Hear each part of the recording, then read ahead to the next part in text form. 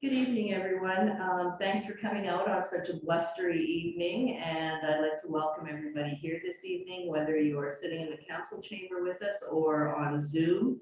I know that there are a few people on Zoom, and we decided in conjunction with the Rcmp to have another open house. We had a couple already. We had one in person before COVID hit, and then I'm not sure when the other one was, but it was virtual. We did have a few people come out, and this is our third one for the whole municipality. And depending on how things go, maybe once the cottage people are back and the weather's a little bit better, we may have one even up at Grand Ray, because as most of you know, we do go a long way up to Grand Beach, and we've stretched south to Birds Hill Park, just to the south of Birds Hill Park. So with that, I'm going to turn it over to Deepak. I'm not sure if he has anything that he wants to share at this point, or whether we'll just turn it over to the Rcmp.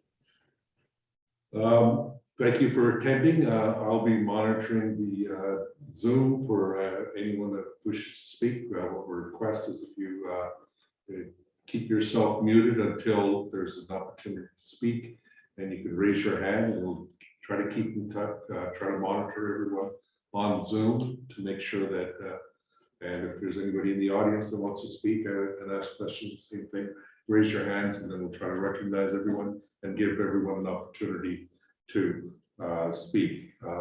There is also the chat function in Zoom that if you do choose to or having trouble on the internet for any reason, you can always send out a chat message, and we'll read out your message and make sure that either council members or the Rcmp members can speak to it. So at this point, I'll pass it on to Inspector Dawkins, who can introduce himself and his members. Sure, thank you very much. And first off, Mayor and Council, thank you again for having us. We're always delighted to come when we're invited, and most places we're invited to. This is not for such pleasant circumstances. So my name is Inspector Daryl Dawkins, and I'm in charge of the Selkirk and area detachments. I've been posted here since September. I was present at the last virtual town hall that we had, and so I am excited to be back here again today. I'm here with two of my sergeants who are on our senior management team. I'll let them introduce themselves, starting with Chris, who's also here. Sergeant Chris Marber, Officer NCO, Selkirk area north, I guess. Kent McEachern, I'm the admin NCO in Selkirk. I'm familiar with the area. Like I just got here in January, so I'm new to Selkirk as a posting, but I was posting Grand Ray back in 2003, 2005. We were amalgamated with Powers at the time, but I am familiar with the area and needs of that surrounding area as well. So. That's good to know. Thank you for that. And so, again, I am glad to have them both with me here. At the last meeting, we had our Staff Sergeant Kyle McFadden with us. He could not make it today. However, we're still flanked by two other members of our senior management team. So without getting into every individual stat that we collect as an organization, there are a few things that I just wanted to share with everybody tonight. And as far as the first quarter of 2022. So in this first quarter, January up until the end of March, we've responded to 347 calls for service. So that's not any of the proactive initiatives we've taken, that's just in response to calls in the St. in the RN St. Clement.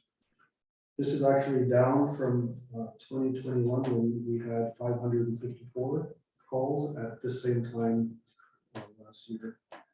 During this time, these calls have included 26 false alarms, which is higher. Last year was about 18. 13 calls for mischief, 2 calls for harassing communications, 16 calls for suspicious activities. And so, again, this is not every call that we have received, but it's a general idea of some of the types of calls that we are attending. I mentioned false alarms are up, break and enters. We responded to a total of, about 6 break and enters, 2 residences, 2 to businesses, assault with a weapon, general assaults, other threats. And the one I saved for last, because we talked about this at our last meeting, was Mental Health Act calls. So we've responded to 30 of those already in the first quarter, which is a significantly high number. And for those who were around for the last meeting, we talked about the impact that has on our operations with respect to sometimes just the nature of the calls and how long they take to solve and resolve. So that's just a general idea of some of the calls we're responding to. Staffing wise, we're at the same levels as we were before. In total, we have 45 regular members currently, and we have 13 support staff as well. We are in the process of hiring a few more bodies. So as common with the Rcmp, there's a lot of turnover. And so some members who were with us last time have since been transferred on to different areas, and new members, including Kent here, have come and have joined us. So there's always that transition, there's always that turnover, but the core group remains the same for the area.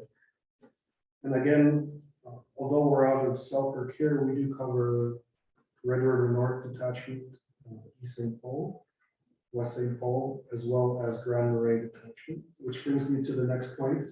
And we'll get a little deeper into some of these as we go. But we're happy to announce this evening that we will be reopening Grand Marais Detachment for the summer months. We've hired office staff there, and we do have a regular member who's transferred, will be posted to Grand Marais, working out of Grand Marais, and anticipated to start towards the end of May for there. So although we still respond to calls, right now the response is typically from the Selkirk area, unless the members are out there doing proactive patrols. We are excited to have this member start, work out of that office, as well as office staff, to start hopefully the first week of June, but it all depends on moves and stuff. So, I will turn the floor over to Sergeant Lambert if there's anything you'd like to share. I know there's a few things on this list there as well.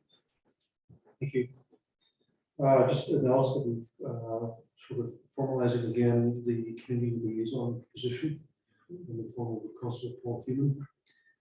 Constable Human's been in the community before. He's very favored, I guess. Everywhere Paul goes, he touches a lot of people. Everybody reacts very favorably. People just like Paul. So he's a really good fit for that kind of position. He's excited to come back. We anticipate he's starting in the position within the next week to 10 days. So we're looking forward to that. I want to bring your attention to us doing off-road vehicle patrols as of late. We were doing some more snowmobile patrols through the winter months until it started to get a little warmer. One of the things that hinders us a little bit is treacherous conditions on the river, being the fact that it kind of bisects our canoes that we lease. So you might have heard that we were out and about on the trails. So it's a good thing. We're anticipating starting up with quads as well. We're getting a new machine to add to our inventory. We're expecting delivery fairly soon. Just going to help a little more routine patrols off the highways.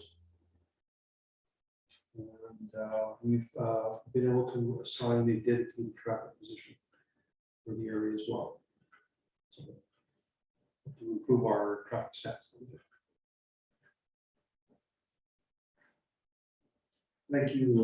Thank you, Chris. And so, again, as I mentioned before, overall operations are pretty consistent with the last time that we've all met in this forum. Give or take the challenges that we're hoping that we're towards the end of the line with COVID and some of these restrictions. And that being said, we are anticipating an extremely busy summer, especially for the lake areas. And well, actually, even in the city of Selkirk itself, lots of activities planned for this area. And so we are anticipating a very busy summer. We are aware already of some major events that are going to require additional resources. And so as a management team, we've sat down and we began planning accordingly for some of those activities, as well as we're always meeting, and we're going to be meeting tomorrow, as a matter of fact, to talk about some enforcement and traffic initiatives moving into the summer months when our highways get busy. It's one thing when local traffic is around, but it's when sometimes the visitors to the area come in and don't necessarily know or follow the data rules of the road. So we are planning for a busy summer. That being said, we're happy with the way operations are running at the moment. Of course, we want to hear from the community because we know there's always areas that we can improve. And so that's why we love coming to these type of forums to hear what's at the top of everyone's agenda and what they'd like to see from us. So at this time, I'll turn it back over and we'd be happy to answer any questions. Thank you, Inspector Dawkins. So, we have several people on Zoom and we have people on in the audience. So at this point, the RCMP can take any questions related to any of the information they have shared, or any information or any questions you have related specifically to RCMP operations. So if you could raise your hand using the raise hand function in Zoom, or let us know, and then if we could unmute, you could ask a question. We'll start calling out the names once we receive somebody that raises their hand. So is there anybody that has a question or would like to be able to speak to the RCMP directly about a specific issue? Come on up and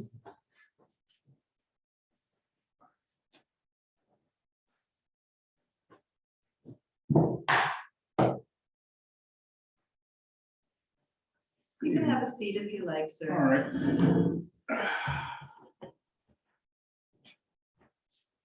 Gentlemen, I'd like to ask you to elaborate, if you could, on what your plans are generally for traffic enforcement this summer.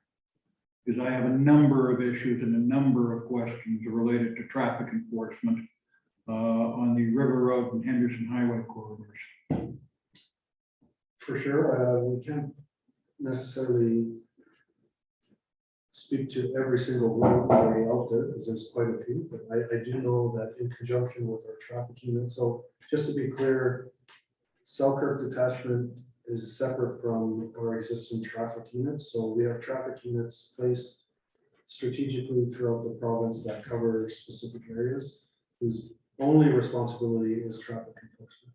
That being said, as much as possible, we encourage our members to go out and assist or not compensate, but supplement additional traffic enforcement.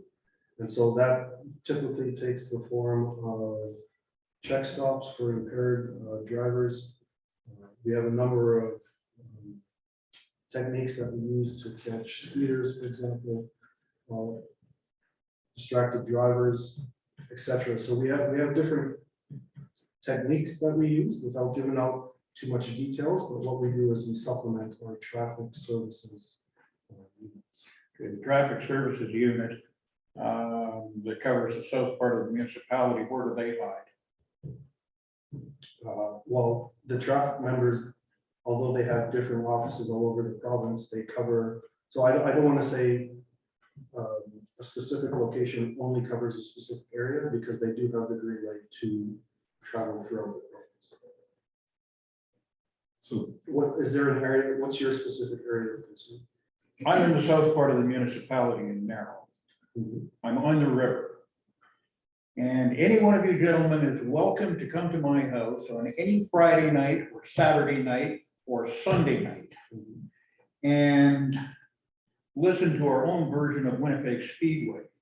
The amount of street racing is a major annoyance. You've got guys on River Road who just scream up and down, motorcycles without muffler pipes in them. The 4-cylinder turbocharged sports cars, not running factory mufflers. And there's provisions in the Highway Traffic Act to deal with all of that. And if I have to, I will file a Freedom of Information request to get the stats on the number of tickets that are written pertaining to section 188 of the Act, section 179 of the Act, section 189 of the Act, and section 3.23 of the Vehicle Equipment Regulation. Because from what I see, there's no deterrence at all. Well, I can tell you that in the first quarter alone, we've written 300 and over 300. I'm just doing a quick math because I'm trying to do that. Over 300 infractions, traffic infractions. So In the whole area. I understand your frustration, but at the same time, there's hardly a street where we don't have a resident who's upset with traffic on their street. So I'm not minimizing your concerns. I'm saying your concerns are everywhere. And unfortunately, we can't be everywhere at the same time. Well, I So, think- sir, if I could just get some identify a little bit of clarification. When you're talking about River Road, you're talking about the other side of the river in the R of St. Andrews. Exactly. Yes. And so just when Inspector Dawkins was providing some of this information, just so there's some clarity, Yeah. he's been providing information related to the R of St. Clements That's right. on this side of the river. These are just safety nets. Yeah. But the issue is, doesn't really matter. I mean, on Henderson, it's just as bad. Traffic seems to run in a loop. So you get just north of the fire hall, fire station number 3. You come off the curves, you've got a very long straightaway that runs down Henderson, past Corpus Christi Church. They come off that corner and they just hammer the hell out of it. Motorcycles, sports cars, and they just go. You know, I don't walk on the highway, quite frankly. And it's in, out, you know, one's in front, one's behind. And it's not an occasional thing, it's chronic. So anytime after the 1st of May, come to my house and have coffee. I don't want to, I'm not by any means minimizing your concerns. We absolutely get it, and we understand the frustration level, because we have the same frustration with it. But these activities, unfortunately, they're taking place everywhere. When everybody wants to be at home. So what we will do is make a note of your concerns, and we'll bring this back to our detachment. And like I said, tomorrow we do have a senior managers meeting where we'll discuss this, as well as other areas of concerns that are brought to us. Sir, if I could just ask you one question. Sure. Have any of your neighbors or yourself phoned any complaints in to us about this particular problem? My history makes me a skeptic, and the phoning complaints is not something that I think is going to yield anything. It's just we don't know about it until we're told about it. Well, we could have an open line, quite frankly. There are some nights when I've got all my windows closed, I can hear it in my house. Is it the reason I'm saying that is because we sometimes have to follow where we're needed most, right?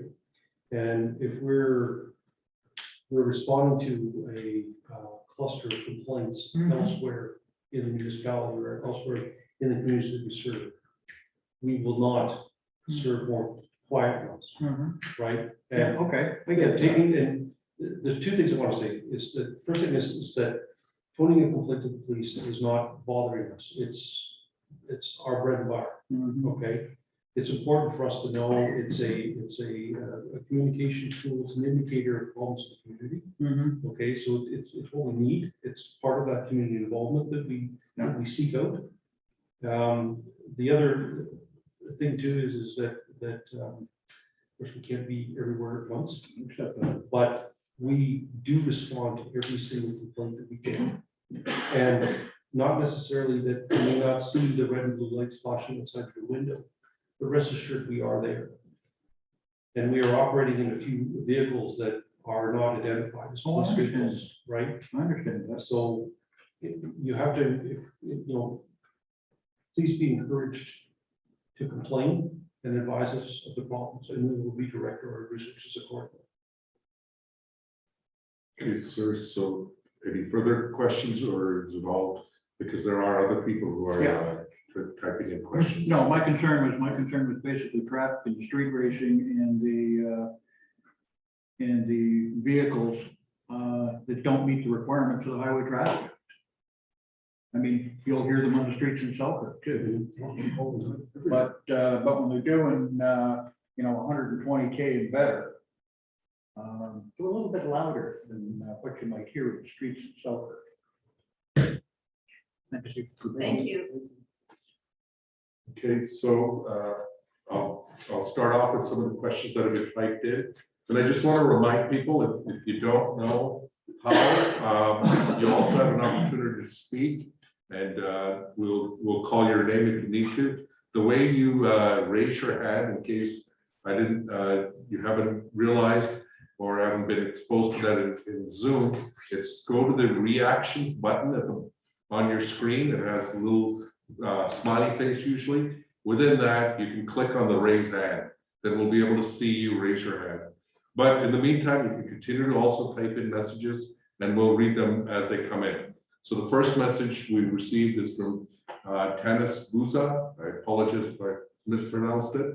At one time, we used to see Rcmp stats in the weekly paper. It was a nice summary of what was happening in the area.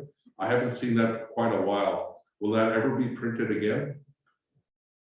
Absolutely, we can make arrangements for that. We collect, as I mentioned earlier, we collect significant amount of stats, and we try to share them with our mayors and councils, various mayors and councils. So typically what we would do is we would share it with the mayor and council. And then if the mayor and council then wanted to share it with local papers or whatnot, by all means, that's something that we would fully support. Thank you. And just to further add to that, the Rcmp have been sharing some of those stats. They are put onto our agendas as part of the public agenda, but we can certainly look at how to make that more widely available through the paper if necessary, or other means. We can even look at providing it on our website in a more easier access than maybe having to go to a public meeting to look at it. I hope that's answered your question, Tanis. So the next one is from Mike to everyone. I would like to commend dispatch for their well-planned communication with respect to a call I made reporting a flare emergency. Dispatch confirmed it was not a flare test and handled the situation very well. Thank you. Thank you, Mike, for the message. Next is John E. to everyone. I would also be interested in seeing where recent crimes have been committed, similar to what is seen in Oakbank and neighboring RMs. Thank you, John. And as Inspector Dawkins has explained, they share the information, and as the CIO will make some commitment to looking at what's being done in Oakbank and other neighboring RMs, and we'll certainly look at sharing in a similar fashion. So wait, If I could go ahead. just add to that last question, and this was brought up last time, but also that's pretty significant for us as far as the stats wise, is our police vehicles all are equipped with GPS, and so we're able to track right down to the very specific locations where all our cars respond to. And so again, on top of that, when we're providing our stats, we could break it down really to specific areas, and we'll be happy to share. Thank you. So we could certainly explore in creating area cohort areas that we can look at. So the next question is, Wendy to everyone, very pleased to hear about the dispatch for the summer in Grand Marais. Here, here. Grand Marais has always been a priority. I'll let maybe Ken speak to this. It's always been a priority, well, definitely for me since I arrived, and staffing it hasn't proven to be easy, but we are happy to announce tonight that it will be open and that we do have both office staff and members that will be working. And having Kent here, who's worked there before, I think is going to be a huge advantage to us as he knows the area and can speak to how busy things are. Yes, be interested to see the changes since I've been there. It's been quite a few years. A lot of things have changed. I know when we were there, we brought extra bodies in, we hammered the beach and cleaned it up with the open alcohol and stuff like that. Same thing with the campground. We were in the campground helping park patrols go. So I'm interested in meeting with all that, find out how things have been in the last couple of years and if things have died down. So try to give it back to more families in the campground rather than kids partying. So I'm curious to see how that is unfolded the last couple of years. Okay, I have a raised hand. Maria, I'll be with you in a second. I'll just finish up with Mike further elaborated that flare incident. It happened in October 28, 2021. So that was where Mike was very happy with the response. And so, Maria, if you could unmute yourself. Okay, can you hear me now? Yes, we can. Okay, great. Yes, I'm also very happy to hear that you're going to have the RCMP stationed at Grand Marais. But am I to understand that it's only going to be operational during the summer months? And if so, when's the anticipated end date that it's going to close? Or is it going to be open all year round?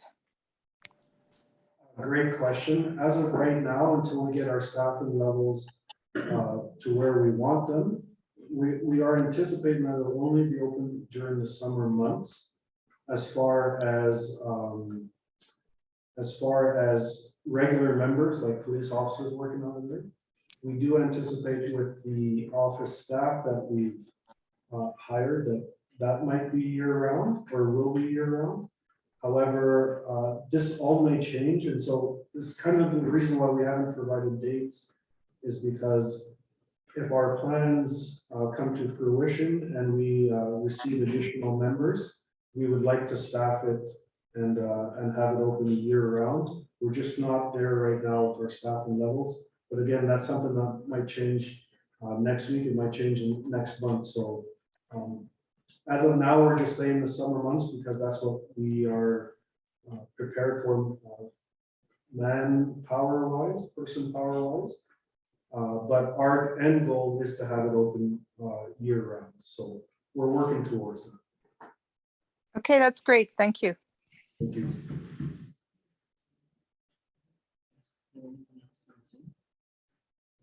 We don't have anybody else on Zoom now willing to speak. Did you have a question, sir? Certainly. I'd like to ask a couple of questions in terms of service delivery and staffing levels.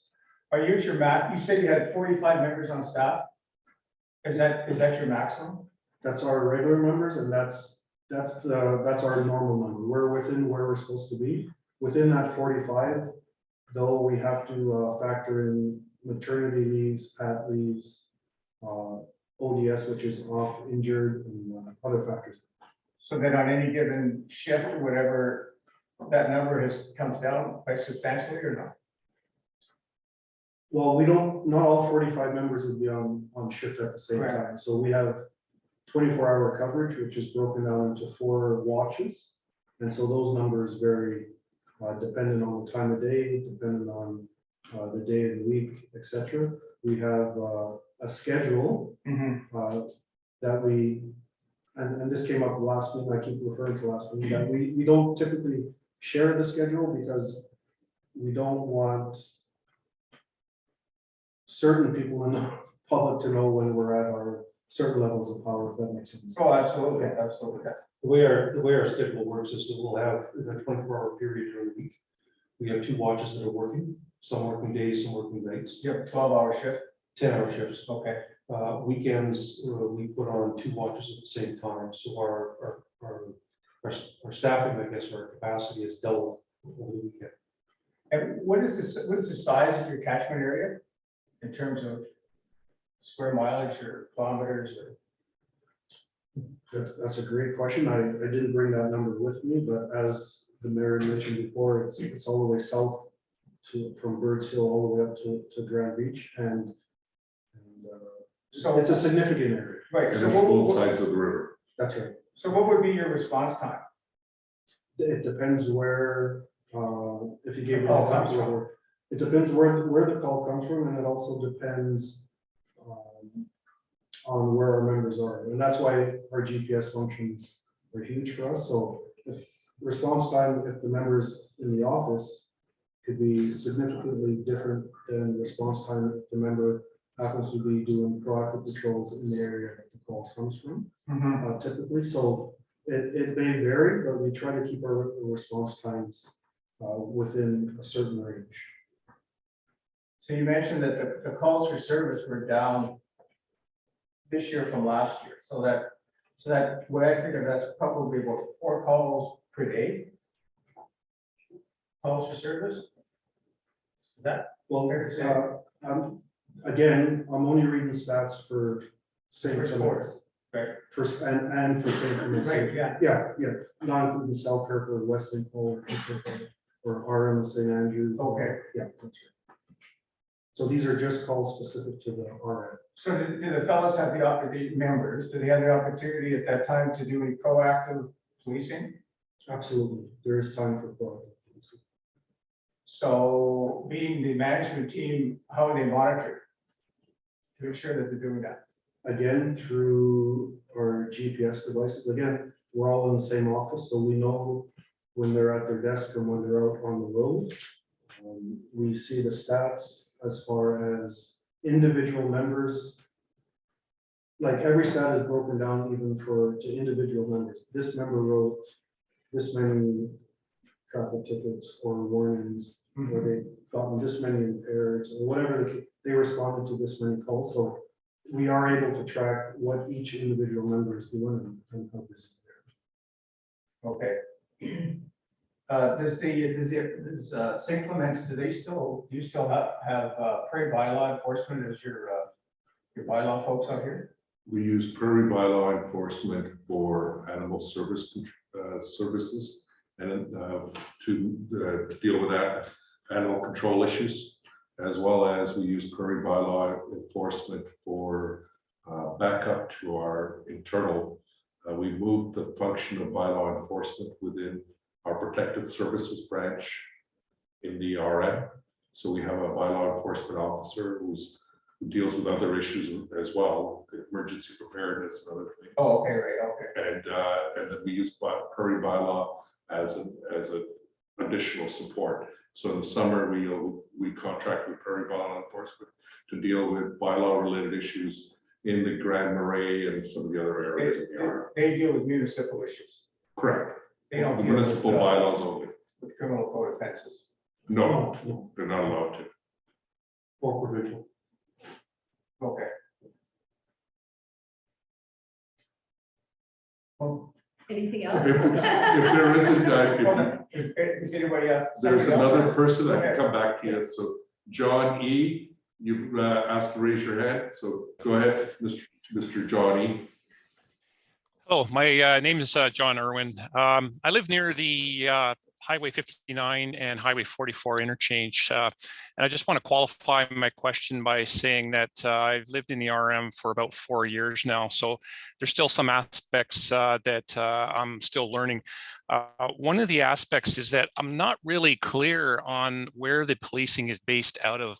For instance, I know the RCMP are located in East Selkirk, sorry. There's a detachment there. I was under the impression that effectively it closed up shop at like 6 o'clock, and that in the evening, some of the services were being deferred to another area. I thought maybe it was East St. Paul.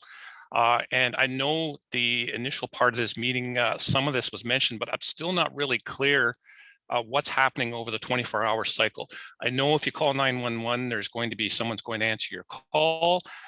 In some cases, I'm concerned about the things that don't necessarily meet the threshold of emergent, but perhaps, could be served by not calling 911, like you call to deal with another type of situation. I don't really know where I would call outside of normal business hours.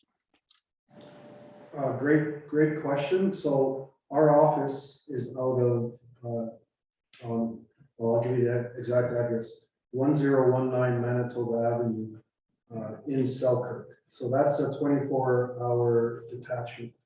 The location you're referring to is one of our satellite traffic services offices.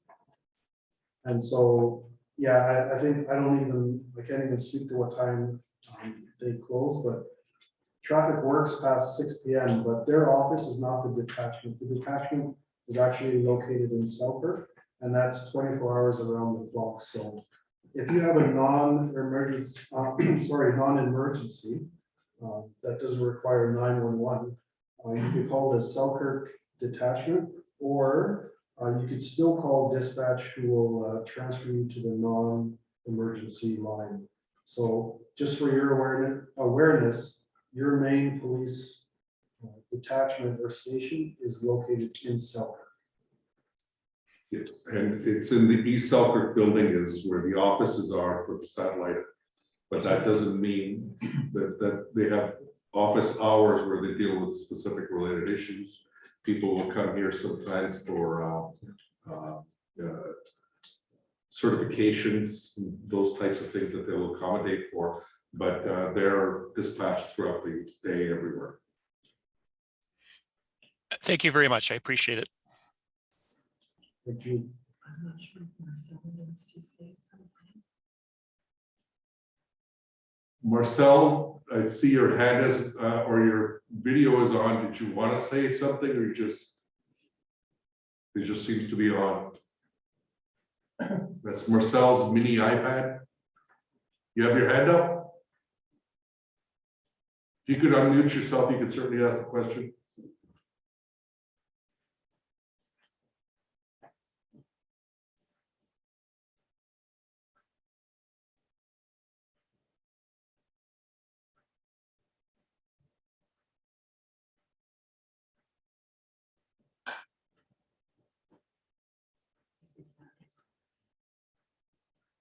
Okay, while you're trying to unmute yourself, Marcel, I'll go to Councillor Sanders Strang, who's raised her hand.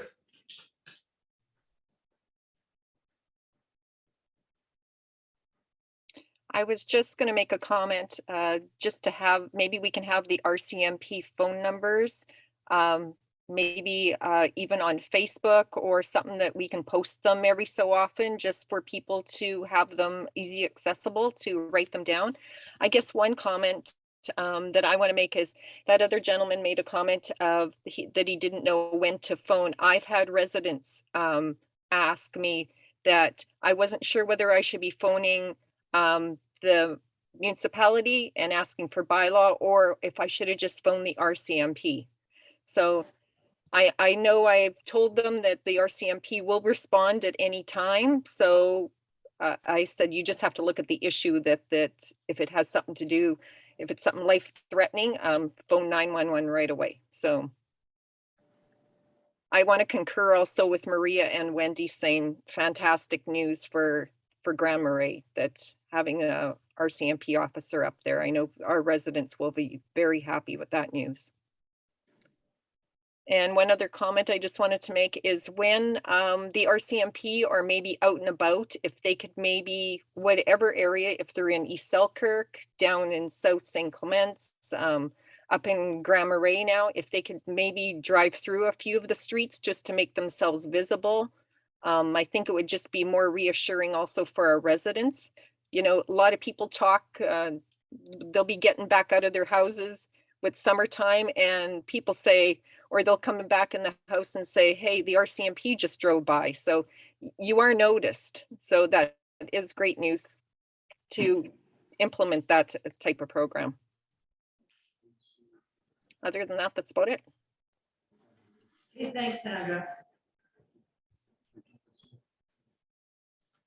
If I could just add to that, 100% we're in agreement with you. And so, as mentioned before, we do have unmarked, a good number of unmarked police cars. But what we encourage our members to do is, unless they're doing specific enforcement where the unmarked police car becomes a benefit, we do ask them to take our marked cars for that exact reason. Just so that, because sometimes we are driving up and down your street and we just maybe don't realize it is us. But there's so much value in having a visible presence in the communities. And so we do encourage them to take the marked cars if they're not doing any type of specific enforcement. So I'm just in full agreement with what you have to say there. So if I could elaborate a little further as well, is that there was the question about bylaw and when to call and the RCMP. Normally, municipal bylaws are dealt with the municipality, and you have the opportunity to call during the day, and as well as phone our line where we have a service that will record the message and receive it. But I want to make it clear, the RCMP are able to enforce all laws.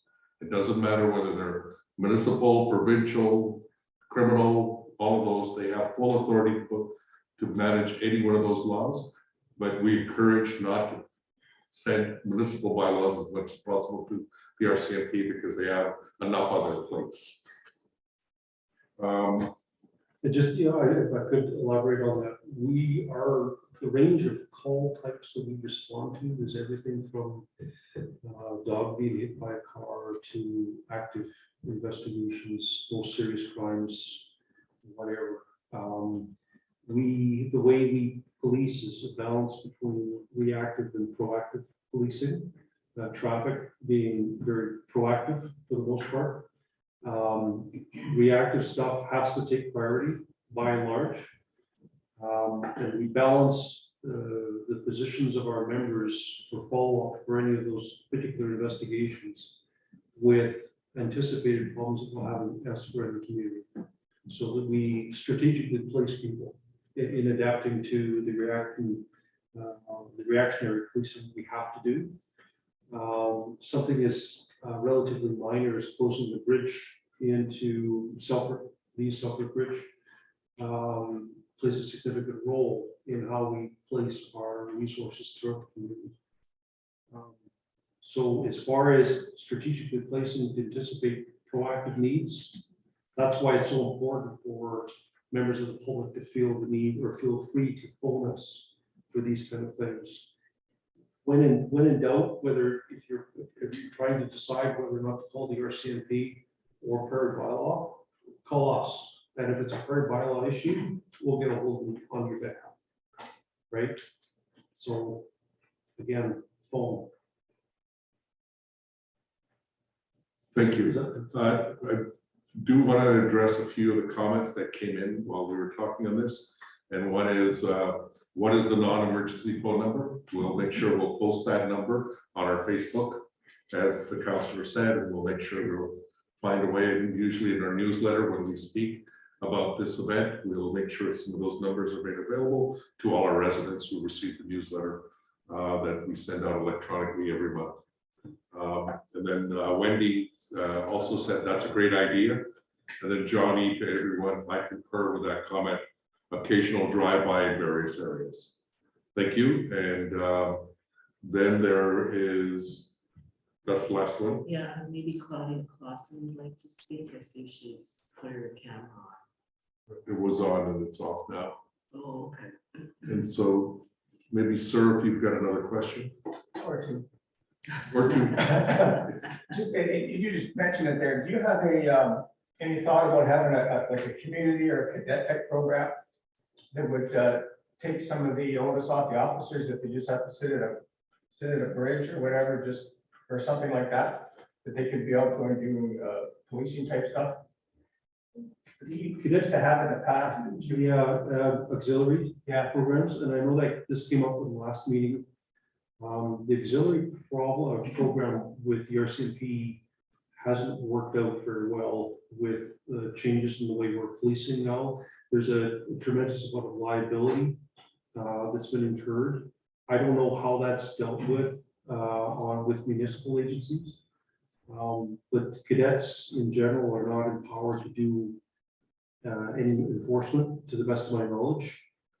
There'd be crime scene control and things like that, minor traffic redirection and stuff like that for car accidents. We don't really have that need in a lot of the rural areas that we police.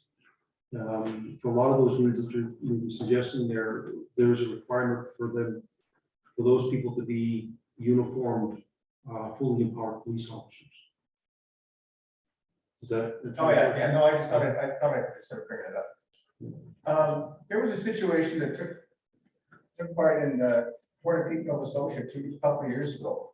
And the world is changing and evolving, and there's a lot of stuff that are going on. And you don't know what's going to happen in the future, but should something like that happen, are there any what processes are in place here in Manitoba to make sure that anything that kind of went wrong or wasn't done correctly or whatever that's being looked at now is being taken care of so it doesn't happen again? And we can effectively work more efficiently.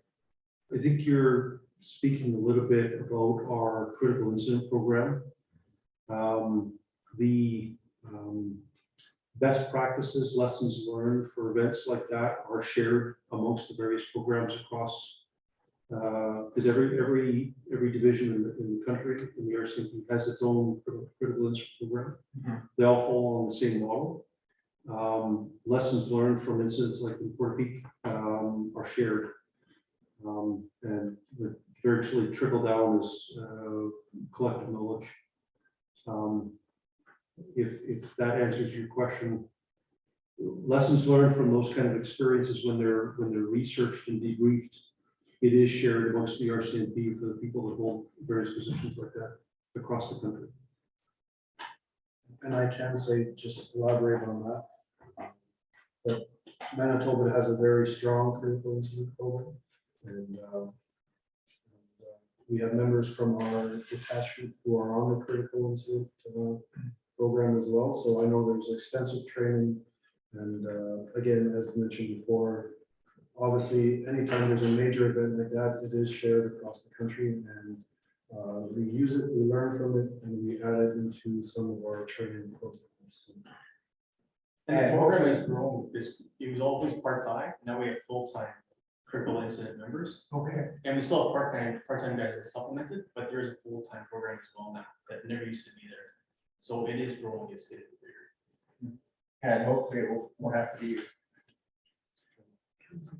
So, Yeah. so we have Councilor Boulanger who has a question, and then I have a few comments that are in the on the list here. So I just want to address one, Councilor Boulanger, before it gets any further, because it was put in here.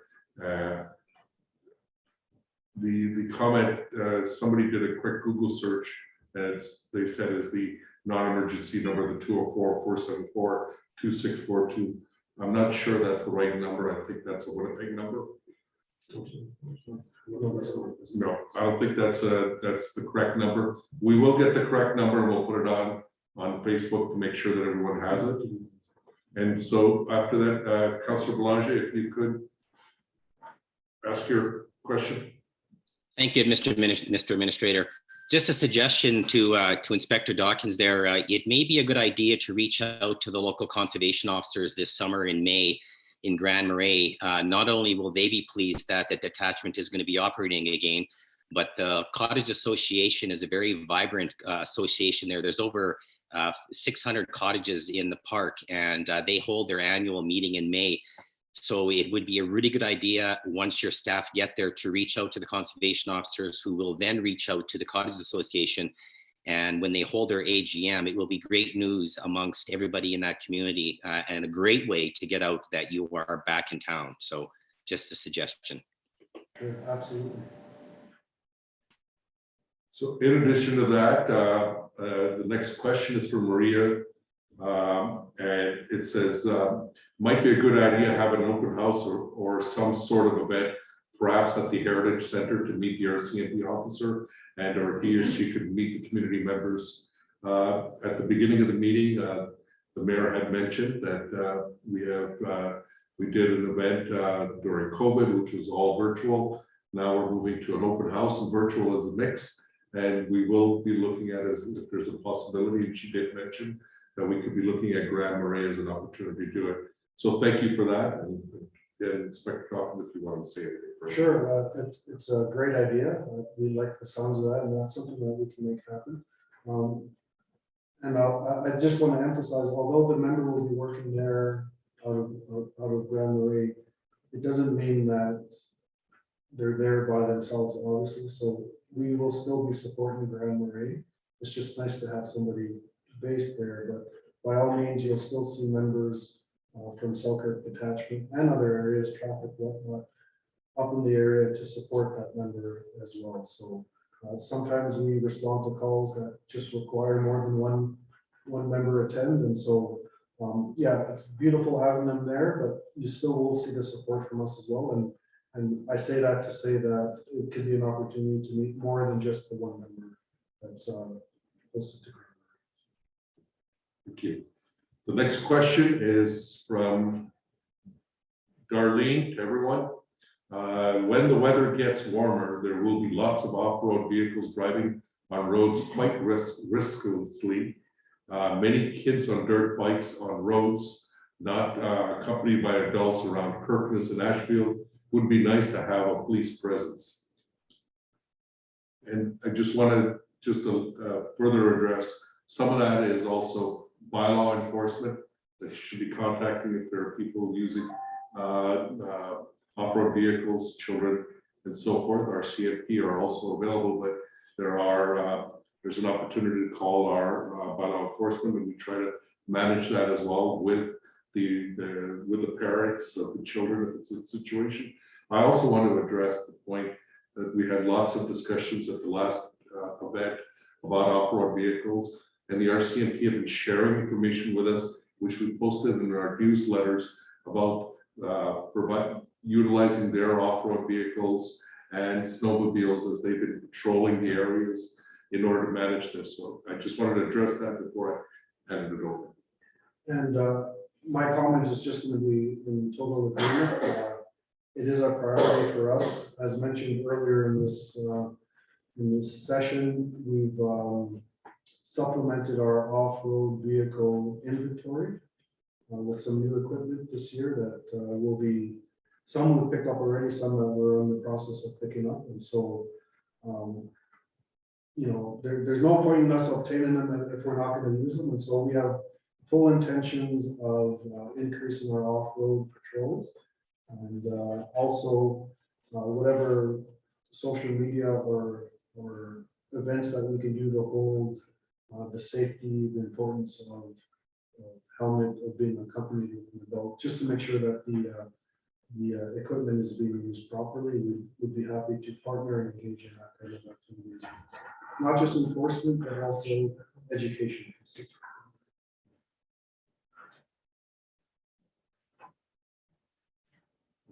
So Tanis Booza has commented further on that number, and we'll clarify here. Oh boy, here's what I copied right off the internet. Road Municipality St. Clement's phone number, 1043 Kinnison Road, Box 2, Group 35, Rural Route 1 East, Selkirk, Manitoba, and so forth, 204-474-2642. That's a number that's used in Winnipeg to phone the RM office. That's not a non-emergency number. That's, if you're in Winnipeg, that's a non-long distance number to call the RM office. And that's all it is. So that's not the Rcmp non-emergency number. We will post that up on our internet for everyone to see. And I just want to add a little to that too, if I could. Basically, that number was put in place many, many years ago because we do have a lot of our residents in the south end of the municipality that are on a Winnipeg phone number. And council many years ago put in a Winnipeg line just so it would be easier for our residents to contact the municipal office and not have to pay long distance charges if they were on a Winnipeg number. Thank you, Madam Mayor. And so Darlene has further elaborated that I contacted the bylaw has all last year. Thank you, Darlene. Yes, bylaw enforcement do go in there and investigate, and I'm sure that they did investigate it. We have to keep in mind also that as a rural municipality, people do have off-road vehicles and they're allowed to use those on various trails and other places. If they're doing them in an unsafe fashion, then our bylaw deals with them. But sometimes they do have to cross roads and other things to get through the trails. So we keep that in mind as part of this. So that's the, any further questions anybody would like to type in, or anybody would like to raise their hands on? Otherwise, we might have somebody with another question. No further questions? No, I'm good for now.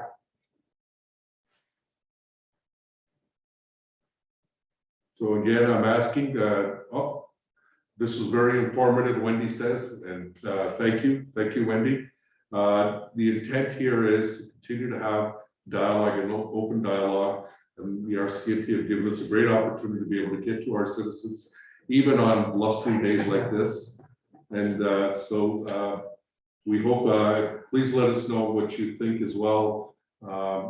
If this is a good method to continue to communicate with you, because the RM is always looking at ways to communicate with our residents in a very large municipality that's spread out, to make sure that we get the message across to everyone. So just wanted to make sure that we got that taken care of. And I see that now as I was filling the empty space. Want to sing? I'm not. Please unmute yourself and go ahead and speak. Will you raise your hand?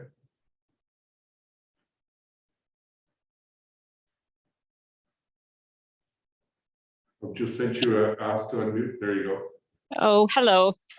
I was just actually clapping. I really appreciate the RM putting on tonight's event and for the Rcmp members. I think it's really important that we be heard.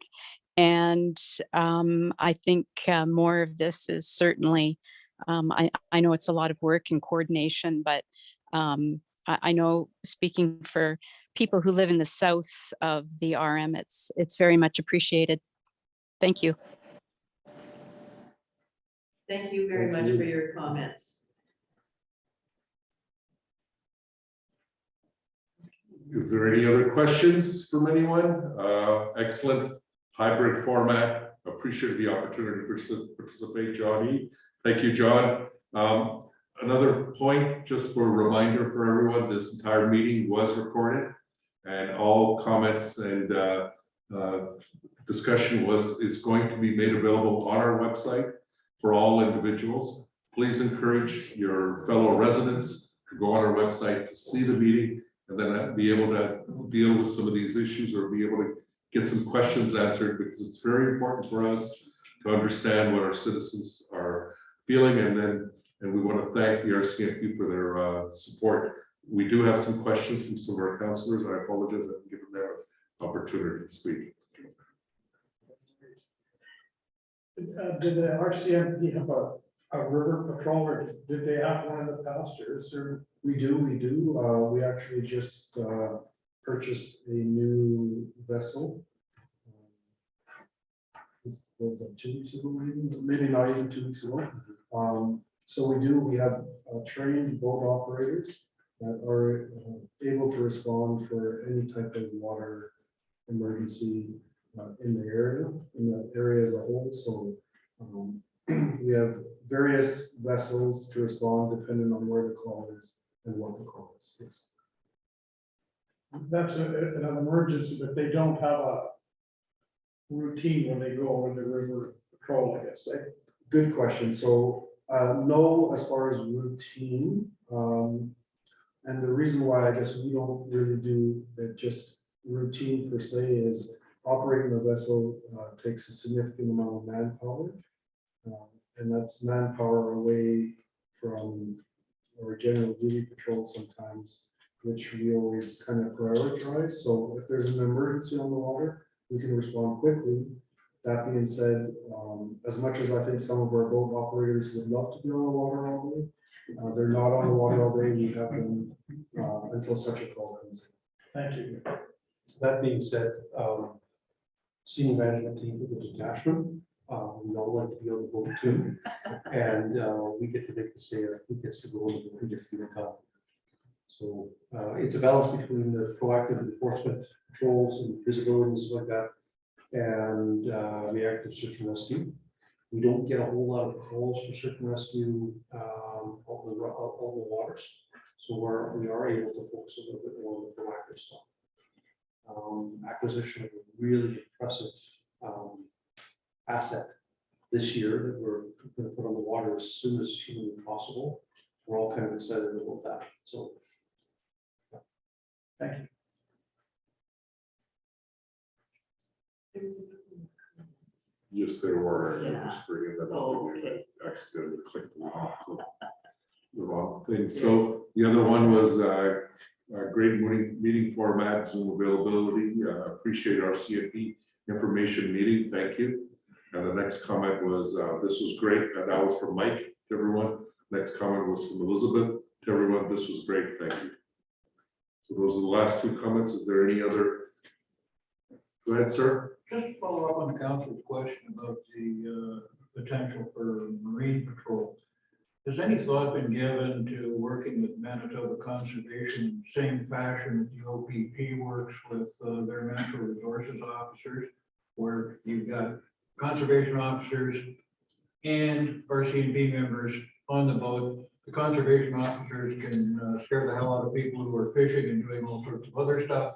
And the Rcmp can do the, the impaired boating and the missing equipment kinds of things. And so we actually, Staff Sergeant Fadden, who was here last time, he's not here today. He's one of our main boat instructors for the province. So he's our go-to as far as marine patrols, that kind of information. We do partner with a number of agencies, including the Coast Guard and other agencies. So we are out there, depending on what the event is, we are out there with our partners. And so those partnerships do exist. For the most part, however, our boat patrols are typically just to respond to calls, unless again, it's a major event, Canada Day, that type of thing, where, the crowds on the lake are significant, and we just want to have a presence there to make sure everybody's obeying the rules. But we do have those partnerships for sure, and I would defer your question to Staff Sergeant McFadden. If you wanted to reach out to us at another time, we can talk to you specifically on what those partnerships are and what they do together on the lake. We have one more comment, which is from Wendy to everyone. Kudos to St. Clements RM. You do a great job in communicating. Thank you, Wendy. Thank you. And Tanis, thanks. Appreciate the communication from the RM, emails, and this meeting was informative. The format is great. We'll definitely do this again. Thank you, Tanis. So I see that the snow has finally stopped, at least for. I still see it on the. Okay, I'm very hopeful that the snow has stopped. So if there aren't any further comments, we can. I will go around to see if there's anybody else who wants to speak. If not, we can end the session for today. And If I may, I just before we officially close, I just wanted to thank the mayor and council for this opportunity, and for everybody who participated in tonight's session. Great questions. I see that we've made a lot of notes here, and so we will take this back. And I want to emphasize what's been said already. Never hesitate to call us. It's your calls that, and we will respond to every call. And so if you're questioning whether you should or not, just lean towards calling us, and we'll steer you in the right path that way. But it's the calls for service that kind of steer our operations and what we do, and we can make adjustments accordingly. So again, thank you for this opportunity. We will provide the stats and the numbers to the council, the mayor and council, and they will be shared with you accordingly. Yeah, thank you again. Thank you very much, Inspector Dawkins. I would just like to thank the RCMP for being here this evening. I think this is, as we said earlier, this is the third one. And I think it's going to be something that will continue on as long as we can on a, I don't know, every 6 months, or, you know, I'd love to have one in the, during the summer in the north end of the municipality. But I would like to thank you very much for coming out, and I would like to thank everybody who participated this evening, whether you're in the council chamber or on Zoom. It makes it a little bit easier for everybody because we're all hearing the same message. It's not like I'm hearing one thing and Deepak is hearing something else. We're all hearing the same message, and I really believe that that is a good thing, that we're all hearing the same thing. So thank you again very much for coming out. Thank you. And message from Councillor Scott Spicer. Thank you to the RCMP for attending. And then Councillor Dave Horvis is also wanting to say something. I just want to tell you guys how huge this thing in Grand Marais is. It is just fantastic going out there again. I live out there. Everybody who's in that, around in there is going to be just over the moon with this. This is really great for the RM, and it's great for the area. If it's just in the summer or whatever, just that presence, your presence there will make a big difference. Big time. Okay, so I will now call the meeting adjourned at 7:35, I guess it is, very close to that. So thank you all for attending, and everyone have a good rest of the week. And if you're driving anywhere, drive safely.